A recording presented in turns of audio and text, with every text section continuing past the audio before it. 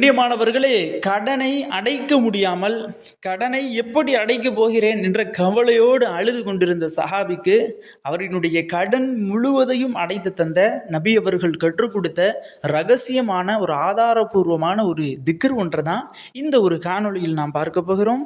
அஸ்ஸலாமு அலைக்கும்.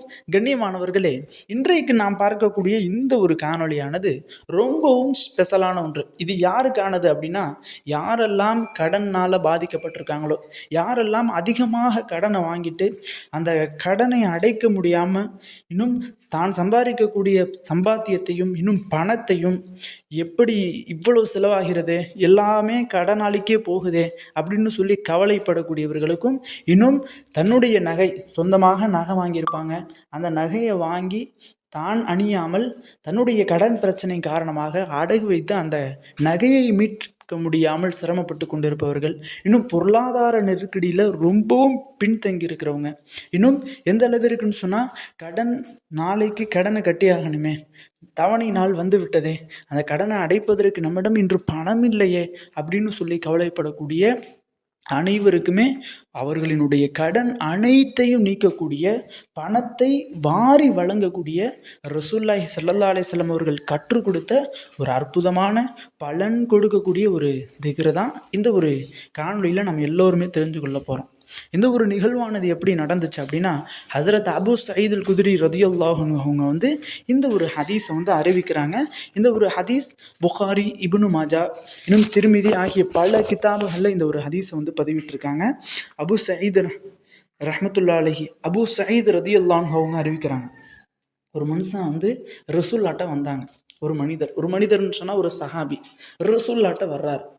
அபு சயீத் குத்ரி ரலியல்லாஹு அன்ஹு அவங்க, இன்னும் சில சஹாபாக்கள் அன்வாரு சுஃபா, திண்ணை தோழர்கள் அப்படின்னு சொல்லுவாங்க, ரசூல்லாவோடைய எப்போதுமே உட்காந்துருப்பாங்க ஒரு மரத்தடிக்கு கீழே.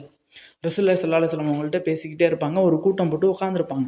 அப்போ இவங்கெல்லாம் உட்காந்துருக்கும் பொழுது ஒரு மனிதர் அழுது கொண்டே வர்றார், ஒரு மனுஷன் அழுதுகிட்டே வர்றார். அந்த சஹாபாக்கள் எல்லாமே ஆச்சரியத்தோடு பார்க்குறாங்க, ஏன் இப்படி அழுதுகிட்டு வர்றாரு, என்ன ஆச்சுன்னே தெரியலையே அப்படின்னு சொல்லி எல்லா சஹாபாக்களும் பார்க்குறாங்க. பார்க்கும் பொழுது அந்த சஹாபி ரசூலுல்லாஹி ஸல்லல்லாஹு அலைஹி வஸல்லம் அவங்க பக்கத்தில் அழுதுகிட்டே உட்கார்றாங்க. யா ரசூலல்லாஹ் அஸ்ஸலாமு அலைக்கும் அப்படின்னு சொல்லி உட்கார்றாங்க.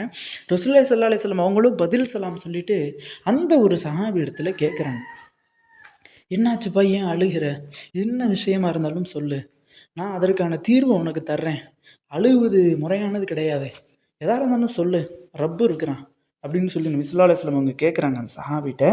அந்த ஒரு சஹாபி சொல்கிறாங்க, யா ரசூலல்லாஹ், என்னை கடன் பிடிச்சிக்கிருச்சு, என்னைய கடன் பிடித்து கொண்டது, நான் சம்பாதிக்கக்கூடிய சம்பாத்தியம் அனைத்துமே கடனுக்கே போகுது, என்னுடைய பொருளாதாரத்தில் ரொம்பவும் நெருக்கடியாக இருக்குது, நான் என்ன செய்கிறதுன்னு தெரியலை யா ரசூலல்லாஹ் அப்படின்னு சொல்லி அழுகிறாங்க.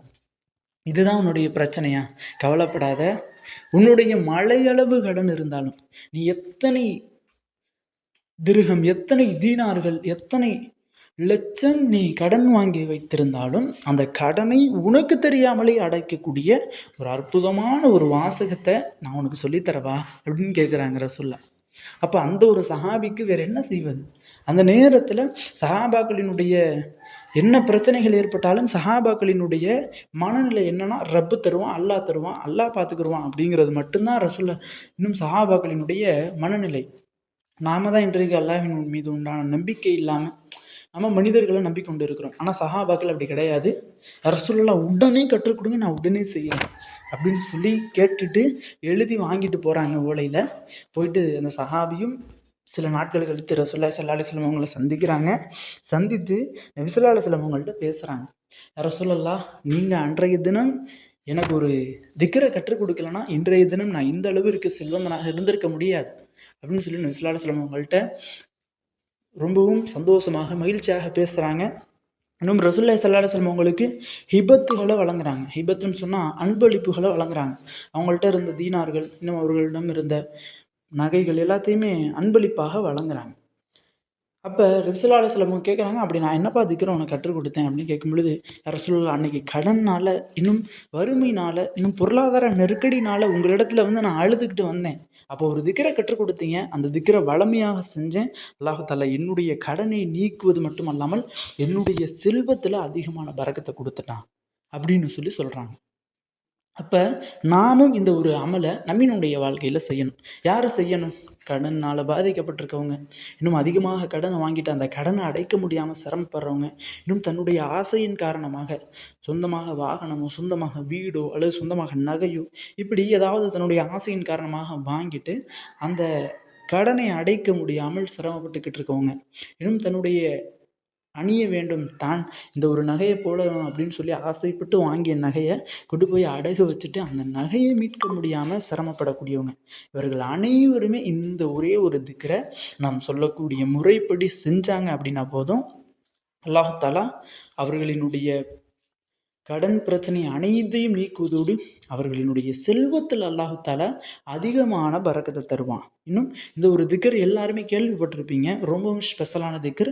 கடன் தைன் அப்படின்ட்டு வந்துட்டாலே இந்த ஒரு திக்ரை தான் எல்லாரும் சொல்லுவாங்க. இன்னும் ஹசரத் அலி ரலியல்லாஹு அன்ஹு அவங்களும் இந்த ஒரு திக்ரை தான் கற்றுக் கொடுத்துருக்காங்க.